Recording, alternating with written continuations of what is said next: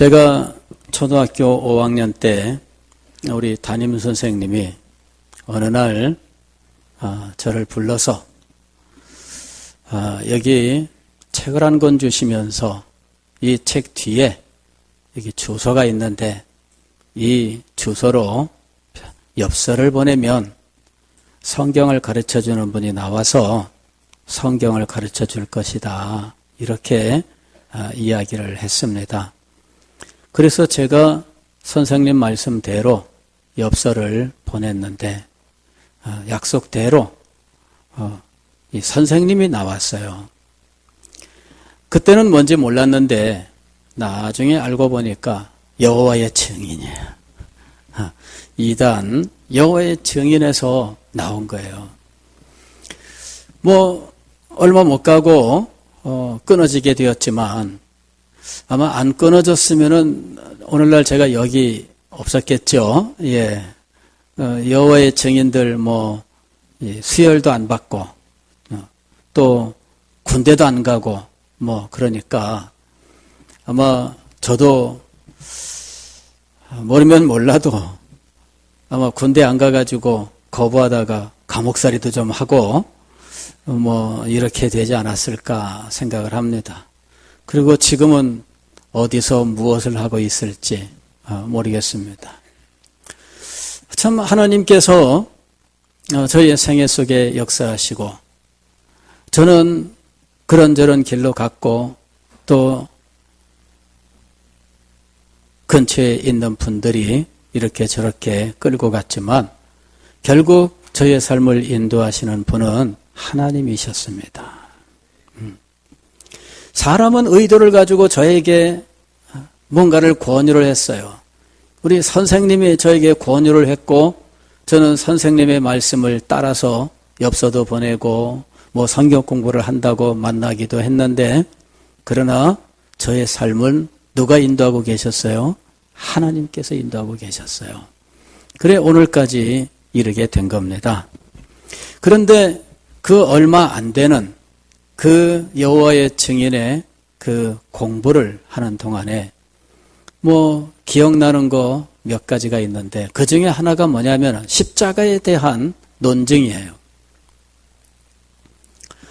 어느 책에서 그런 이야기를 합니다. 기독교인들은 참 이상하다. 기독교인들은 가령 예를 들어서 여기 사랑하는 사람이 있을 때 그 사랑하는 사람을 총으로 쏘아 죽였는데 그 총을 아끼고 사랑하고 심지어는 목걸이로 만들어서 목에 걸고 다니고 벽에다가도 이 총의 형상을 만들어서 붙이고 할 수 있느냐 하는 것이죠. 기독교인들이 하는 행동이 그렇다는 거예요. 기독교인들은 예수님을 사랑한다고 하면서 예수님을 못 박아 죽인 그 십자가 사형 도구를 아끼고 사랑하고 그걸로 목걸이도 만들고 그걸로 배지도 만들고 그거를 건축물 부착하는 걸로도 만들고 교회 건물 가장 높은 곳에는 항상 이걸 세워놓는다는 거죠. 말이 안 된다. 말이 안 된다. 여러분 이 이야기가 맞는 말일까요? 틀린 말일까요? 예. 아니 여러분은 예수님을 사랑하십니까? 뭐 아멘이 없어요. 여러분은 예수님을 사랑하십니까? 정말 사랑하세요? 근데 예수님을 죽인 십자가 그 사형 도구를 왜 그렇게 좋아들 하는 거예요? 정말 예수님을 사랑하는 거 맞습니까? 예. 이게 이제 여호와의 증인의 논리예요. 근데 그분들은 그럴 수밖에 없는 것이 예수님의 십자가 위에서 일어난 구원, 이것을 믿지 못해요. 예수님의 십자가를 우리의 구원의 사건으로 그들은 믿지를 않거든요. 그렇기 때문에 십자가를 부인하고 십자가를 어쨌든 사형 도구로 그냥 격화시켜야 되는 거예요. 물론 엄밀한 의미에서 십자가는 사형 도구입니다. 로마 시대에 죄인을, 그것도 아주 악한 죄인을 벌 줄 때 사용하는 사형 도구였어요. 그리고 수없이 많은 죄인들이 이 십자가 형을 받아서 죽었던 것입니다. 그러나 우리는 그 십자가 위에서 죽은 수없이 많은 사람을 말하는 것이 아닙니다. 십자가 위에서 죽은 오직 한 분에 대해서 말하고 있는 거예요. 그분이 그 위에서 죽고 그로 말미암아 우리에게 어떤 일이 벌어졌는지에 대해서 말씀하고 있는 겁니다. 그분이 왜 십자가 위에서 죽어야 했는지, 그리고 그 십자가에서의 죽음이 도대체 무슨 의미가 있는지, 그리고 그것이 우리에게 어떤 놀라운 결과를 가져오는지, 그것 때문에 우리는 십자가를 사랑하고 십자가를 붙들고 십자가를 가지고 살아가고 있는 겁니다. 다만 이럴 때 십자가라고 하는 형상 혹은 그 디자인, 그것을 만든 재료 때문이 아닙니다. 십자가라고 하는 이 형상은 지극히 단순해요. 그냥 가로막대기, 세로막대기와 가로막대기가 이렇게 그냥 있을 뿐이에요. 최초의 사형 도구로서의 십자가는 흉악하게 짝이 없는 것이고, 우리가 볼 때 섬뜩하고 감히 가까이 가고 만져보고 그럴 만한 엄두가 나지 않는 것입니다. 여러분 그렇지 않아요? 저 어린 시절에 동네 이렇게 다니다가 장의사 이렇게 있으면은 이상하게 음침하고 뭔가 어두운 무슨 그 기운이 어려 있는 것 같고 이래가지고 그 앞을 지나가는 게 영 꺼림칙했어요. 이래가지고 될 수 있으면은 그 가까이 안 가고 이렇게 좀 옆으로 가다가도 옆으로 이렇게 피해가고 그랬던 거예요. 왜? 죽음이 그게 뭐 이렇게 달갑겠어요. 그렇잖아요. 예전에는 사람이 죽으면 장례를 대부분 각 집에서 치렀습니다. 그러면은 집 밖에다가 장의사가 등을 하나 탁 내겁니다. 그러면은 여기에 사람이 죽었고 지금 초상을 치르고 있구나 하고 알게 되는데, 낮에 봐도 이 노란색 등은 좀 이렇게 썩 그렇게 달갑지 않아요. 밤에 심부름 가야 되는데 그 앞을 지나가야 돼. 골목길에. 그 골목길에 그 가로등이냐고 옛날에 백열전구 하나 그냥 이렇게 해서 희미하게 비치는 그 앞에 노란색 등, 이게 등 이렇게 걸어놨는데, 심부름 가는데 이게 뒤에서 뭐가 잡아당기는 것 같고 막 이상하잖아요. 십자가는요, 그런 거였어요. 십자가는 디자인이 아주 단순해요. 그냥 세로 막대기 하나, 가로 막대기 하나, 그 끝이에요. 어떤 사람들은 그것을 뭐 굉장히 정교하고 아름답게 이렇게도 꾸미고 저렇게도 꾸미고 해서 십자가 디자인을 하는 사람들이 있지만, 아무리 그런들 십자가의 본래 그 의미, 본래 그 용도를 생각하면 결코 가까워질 수 없죠. 자, 우리가 십자가를 사랑하는 이유는 무엇일까요? 십자가를 만든 배지, 그 재료 때문일까요? 금으로 만든 십자가 있잖아요, 배지. 그러면 우리는 그것 때문에 십자가를 사랑하고 우리가 십자가를 바라보는 것일까요? 그런 게 아닙니다. 어딜 갔더니 십자가가요 굉장히 커요. 우리 교회는 뭐 저 위에 그저 뭐 이렇게 사람 키만 할지 막 이렇게 해놨는데, 어디 갔더니요 엄청나게 십자가가 커요. 자, 십자가는 이런 외적인 모양 때문에 우리의 사랑의 대상이 되는 것이 아닙니다. 우리가 십자가를 사랑한다고 할 때 그것은 십자가에서 일어난 어떤 사건이 우리에게 주는 의미 때문이에요. 십자가는 놀라운 사실들을 담고 있어요. 제가 어느 프로그램을 보니까 어떤 분이 오랜만에 자기 고향에 가면서 친척들에게 줄 선물을 가방에다가 잔뜩 담았는데 가서 온 그 친척들 다 모아놓고 선물을 나눠주는 거예요. 그런데 그 가방에서 선물이 어쩌면 그렇게 나오고 또 나오는지, 이거는 네 거야, 이거는 네 거야, 이거는 네 거야 나눠주는데 다들 하늘없이 선물을 안고 있는데 또 나오는 거예요. 얼마나 알뜰살뜰 이 가방에다가 다 넣었는지 꺼내도 계속 나와요. 십자가는 바로 이 가방과 같은 거예요. 그 안에 하나님께서 우리를 위하여 얼마나 놀라운 일을 행하셨는지, 하나님의 사랑도 그 안에 담고, 하나님의 공의로우심도 그 안에 담고, 하나님의 지혜도 그 안에 담고, 하나님의 권능도 그 안에 담고, 하나님께서 우리를 구원하시기 위하여 정하신 모든 구원의 언약들도 그 안에 다 담아 놓으셨어요. 구속의 언약도 그 안에 담고, 은혜의 언약도 그 안에 담고 해서 이 십자가는 모든 것이 다 나오는 이런 가방과 같은 거예요. 놀라운 의미들이 이 십자가에 차곡차곡 들어가 있는 겁니다. 우리가 십자가를 바라볼 때에는 그 안에 들어있는 이 놀라운 것들을 우리가 생각하는 거예요. 하나님께서 왜 우리에게 십자가를 주셨느냐? 사도는 왜 우리에게 십자가라고 하는 말을 늘 사용하고 있느냐? 그 안에 담겨있는 이 놀라운 것들 때문이에요. 내가 그리스도와 함께 십자가에 못 박혔나니. 사도는 십자가에 대해서 말합니다.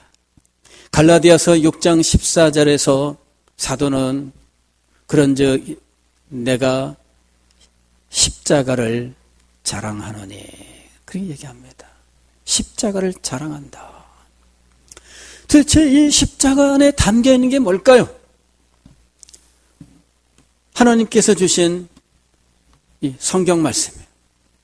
이 성경 말씀이 우리에게 교훈하고 있는 구원의 길, 그리고 우리를 구원하신 하나님께 대한 우리의 마음의 자세와 삶, 이 모든 것들이 이 십자가에 담겨 있는 것입니다. 제가 복음에 대해서 여러분들에게 말씀을 드리면서, 복음은 하나님께서 우리에게 계약으로 계시를 하셨다라고 말씀을 드렸습니다. 즉, 하나님께서 당신이 우리를 구원하신다는 사실을 약속으로서 제시하셨던 거예요. 그리고 그것을 법적으로 확실하게 도장 찍는 이 계약이라고 하는 형식으로 우리에게 이것을 제시해 주신 거죠. 그런데 이 계약은 구속의 언약이라고 불렀습니다. 즉, 성부와 성자 사이에 죄인을 구원하시기 위하여 성자께서 무슨 일을 행하셔야 되는지, 또 성부께서 무슨 일을 행하실 것인지를 서로 약속하신 거예요.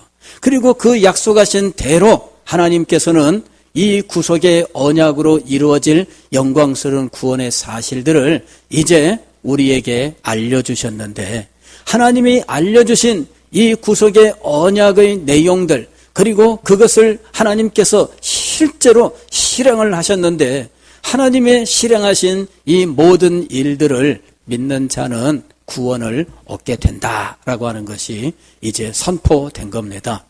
하나님께서 성부와 맺으신 구속의 언약에 따라서 실제로 역사 속에 이것을 계시하시고 실제 역사 속에서 이것을 실행하셨는데, 이것을 믿느냐 하는 것이지요. 믿는 자에게 하나님께서는 죄사함과 의로움과 그리고 하늘의 영광을 상속할 수 있는 놀라운 은혜와 축복을 허락해 주시는 거예요.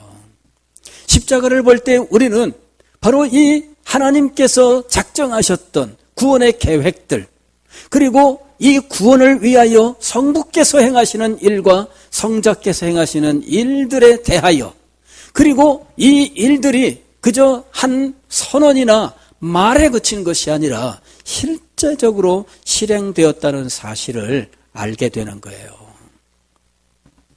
약속이라고 하는 것은 그냥 휴지 조각으로 변할 수 있는 가능성이 언제나 있습니다. 그렇잖아요? 인간의 삶 속에서는 약속은 언제든지 깨어질 수 있는 가능성이 있어요. 실제로 아담과 하나님 사이에 있었던 행위 언약도 깨어졌어요. 그것은 인간의 불확실성 때문입니다. 인간이 이렇게도 저렇게도 할 수 있는데, 인간이 선을 택할 수도 있고 악을 택할 수도 있는데 그는 악을 선택한 거예요. 인간의 이 불확실성이 행위 언약을 깨뜨리게 된 겁니다. 그런데 하나님께서 우리에게 주신 복음은 하나님의 약속을 담고 있습니다. 과연 복음이 우리에게 전한 하나님의 이 약속은 반드시 실행될 것인가? 이 약속은 그냥 하나의 종이 조각으로 끝나버리고 말 것인가? 여러분, 우리가 이것을 어떻게 확신할 수 있을까요? 예수 그리스도의 십자가를 통해서 확신하게 되는 거예요. 이미 하나님께서 중보자의 언약을 주셨는데, 중보자께서 이 땅에 오셨고, 중보자께서 실제로 죄인들을 대신하여 십자가 위에서 돌아가셨던 거예요. 예수 그리스도의 십자가를 보면 하나님의 이 구원의 약속은 결코 중간에 취소될 리가 없습니다. 예수 그리스도의 십자가를 보면 우리는 하나님의 구원이 반드시 장래에도 성취될 것이라고 하는 사실을 확신할 수 있습니다. 왜냐하면 예수 그리스도의 십자가가 바로 증거이기 때문이에요. 예수 그리스도의 십자가는 증거입니다. 예수 그리스도의 십자가를 보면 하나님의 구원의 계획, 그 구원의 계획을 세우신 우리를 향한 하나님의 사랑, 그리고 믿는 자에게 약속하신 생명의 약속, 이런 것들을 우리는 예수 그리스도의 십자가를 통해서 확인할 수가 있는 거예요. 십자가는 하나님의 구원의 약속을 담고 있는 것입니다. 우리는 이 십자가를 볼 때마다 하나님의 구원 역사를 기억하고 그 하나님의 구원의 역사를 깊이 생각합니다. 그리고 그 하나님의 역사에 대한 생각이 우리의 마음속에서 살아 역사할 때 우리는 실질적으로 구원의 은혜를 누리며 살게 되는 거예요. 갈라디아서 6장 14절 말씀을 보면 사도 바울이 내게는 우리 주 예수 그리스도의 십자가 외에 결코 자랑할 것이 없다, 이렇게 이야기를 합니다. 그리스도의 십자가 외에는 결코 자랑할 것이 없다. 그러면서 사도가 17절 말씀 보면 이후로는 누구든지 나를 괴롭게 하지 말라, 내가 내 몸에 예수의 흔적을 지니고 있노라 하고 이야기를 해요.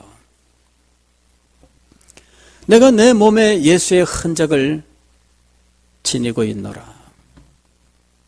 성경을 연구하는 분들이 이 구절을 볼 때 이게 도대체 무엇을 의미하는 것일까 궁금하게 생각했습니다. 여러 가지로 조사하고 생각해 봤는데 예수의 흔적이라고 하면 이 십자가와 관계된 것일 수밖에 없는데, 예수님께서 부활하신 그 다음 주에 도마를 만나셨을 때 의심 많은 도마, 그죠? 의심 많은 도마에게 예수님께서 하신 말씀이 뭐예요? 너는 내 손에 못자국을 보고 내 옆구리에 창자국을 손을 넣어 만져봐라. 예수님에게 무엇이 있었어요? 십자가의 흔적이 있었어요. 예수님의 몸에는 이 못 박혔던 흉터, 그리고 창에 찔렸던 흉터가 그대로 남아 있었습니다. 이것이 예수님의 흔적이라고 하는 것이고, 어떤 분들은 이것을 기억하고 사도 바울이 기도하는 중에 신비한 체험을 하고 그의 몸에 이런 흉터가 생겼다, 이렇게 생각했어요. 그래서 사도 바울은 예수님처럼 손바닥에는 못자국, 그 흉터가 있고 옆구리에는 창자국 흉터가 남게 되었다는 거죠. 자, 봐라, 나한테 예수의 흔적이 있다. 유대인들은 무슨 흔적을 자랑했어요? 할례의 흔적을 자랑했어요. 할례라고 하는 것은 뭐냐면은 남자 생식기의 표피 끝을 잘라내는 것입니다. 그냥 쉽게 말씀을 드리면은 오늘날 포경수술과 같은 거죠. 이 포경수술한 사람들은 포경수술 안 한 사람들하고 다를 수밖에 없죠. 그게 흔적입니다. 유대인들은 바로 이 할례의 흔적을 가지고 살고 있으며 이 할례의 흔적을 가지고 자랑하는 거예요. 봐라, 나는 유대인이다. 나는 할례를 받았다. 그리고 이방인을 향해서 너희도 할례를 받아야 된다, 이렇게 이야기하는 거죠. 사도 바울이 이런 가르침에 대해서 얼마나 노발대발 하셨는지, 저주를 받을지어다. 몸에 있는 흔적을 자랑할 것이 아니라 유대인들은 자기 몸에 있는 이 할례의 흔적을 자랑해요. 그러나 사도 바울은 그러나 내게는 우리 주 예수 그리스도의 십자가 외에 결코 자랑할 것이 없다. 그러면 그가 자랑하는 이 십자가는 어디에 자리 잡고 있을까요? 손에 못자국에 남아있을까요? 옆구리에 창자국에 남아있을까요? 도대체 예수의 흔적, 이 십자가의 흔적은 어디에 있는 것일까요?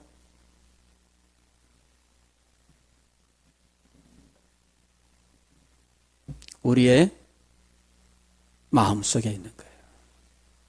우리의 마음속에. 사도는 내가 예수의 흔적을 가졌다라고 이야기하는데 이 몸에 못자국과 창자국, 그 흉터를 가지고 있다고 말하는 것이 아닙니다. 그는 자기 마음속에 세워져 있는 십자가, 자기 마음속에서 늘 살아 역사하고 있는 십자가에 담겨있는 의미들에 대해서 말하고 있는 거예요. 6장 18절 말씀 제일 마지막 절 이렇게 돼 있어요. 형제들아, 우리 주 예수 그리스도의 은혜가 너희 어디에 있을지어다? 심령에 있을지어다. 아멘. 그랬어요. 이 심령 속에 예수 그리스도의 은혜가 있을지어다 그랬는데 이 속에 임하는 예수 그리스도의 은혜는 무엇을 말하는 것일까요? 저는 이 성경을 읽는 동안에 예수 그리스도의 십자가의 흔적이 그의 심령 속에 있음을 지금 의미하고 있구나 하는 마음이 팍 하고 꽂혔어요. 사도 바울이 기도 중에 무슨 신비 체험을 하고 나니까 몸에 없던 못자국 흉터가 생기고 옆구리에는 창자국 흉터가 생긴 것을 의미하는가?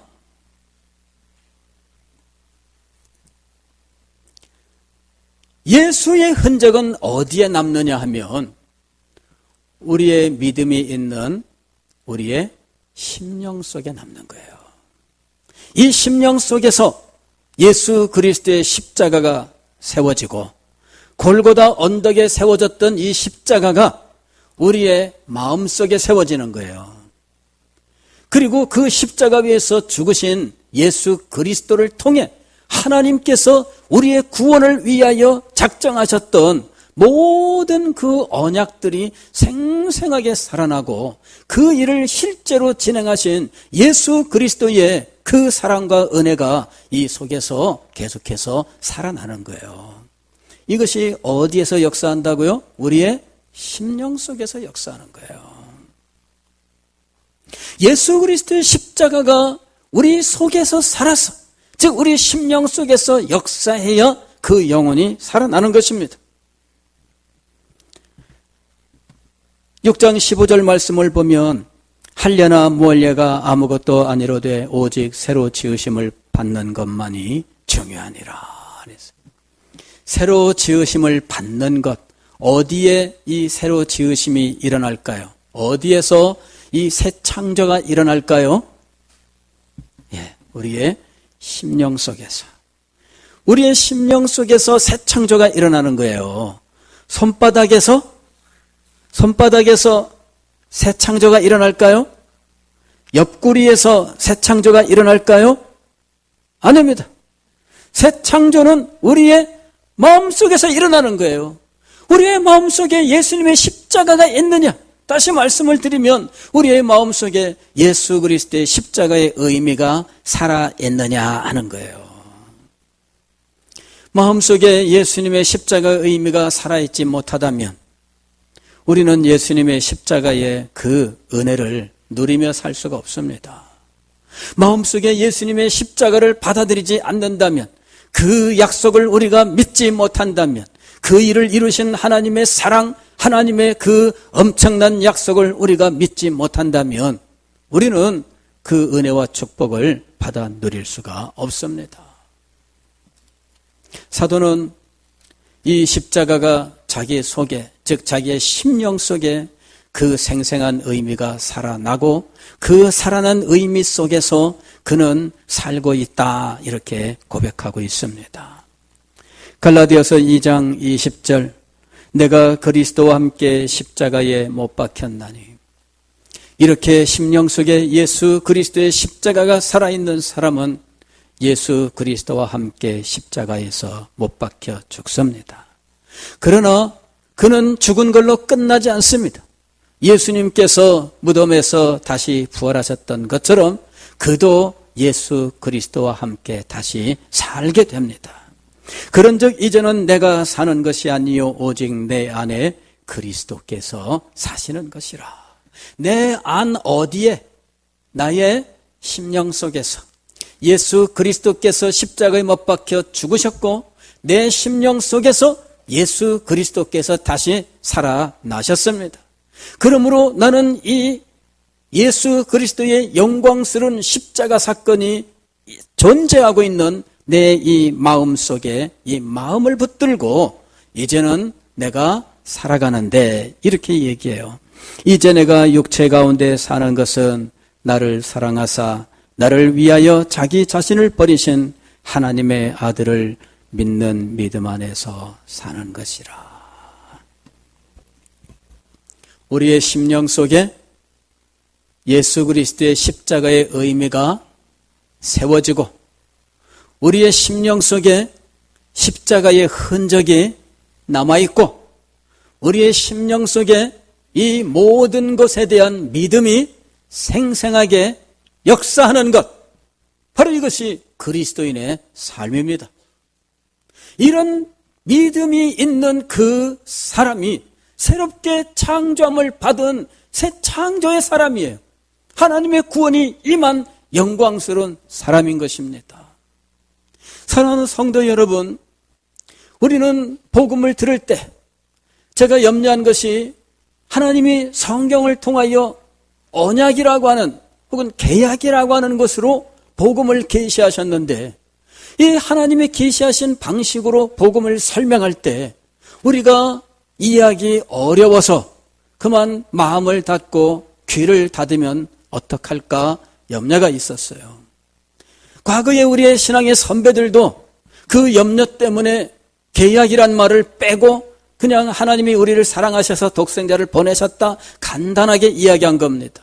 그러나 하나님의 사랑이 우리에게 시행되는 과정은 얼마나 정교하며 얼마나 정확하며 얼마나 확실한지 모릅니다. 이것은 마치 법과 같아서 틀림이 없이 반드시 시행되는 특징을 가지고 있습니다. 그래서 하나님께서는 이 계약을 통하여 구원의 사실들을 확증하셨던 거예요. 그리고 예수 그리스도께서 오신 것은 이제 하나님의 이 약속이 성취된 것을 우리들에게 증거하고 앞으로 남아있는 영광스러운 구원이 확실하게 임한다고 하는 사실을 증명하고 있는 것입니다. 이것을 믿는 자는 이 십자가에서부터 나오는 모든 축복들을 풍성하게 받아 누리는 삶을 살 것입니다. 사랑하는 성도 여러분, 우리의 신앙은 살아있어야 돼요. You shall live. 너희가 살리라. 여러분, 이 생명의 선언이 우리의 심령 속에 있어야 돼요. 십자가가 생생하게 살아날 때 우리는 너희를 살리리라 하셨던 하나님의 그 말씀이 성취되는 것을 우리가 경험하게 될 것입니다. 사랑하는 성도 여러분, 우리는 살아나야 돼요. 우리는 살아야 됩니다. 하나님께서 명령하셨고 약속하셨습니다. 그리고 그것을 실제로 예수 그리스도의 십자가로 실행하셨고 증명하셨습니다. 그리고 우리는 이것을 볼 때마다 반드시 이 놀라운 구원이 우리에게 완성될 것을 믿습니다. 우리가 지금 바로 그 믿음 안에서 살고 있는 것입니다. 사랑하는 성도 여러분, 예수 그리스도의 십자가를 바라보십시오.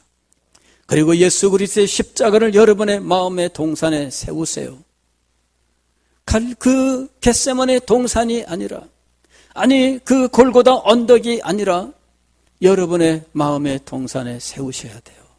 그리고 예수 그리스도의 십자가를 바라보면서 언제나 그 십자가가 우리에게 주는 그 영광스러운 구원과 그 의미들을 묵상하시고 그 은혜 속에서 살아가셔야 돼요.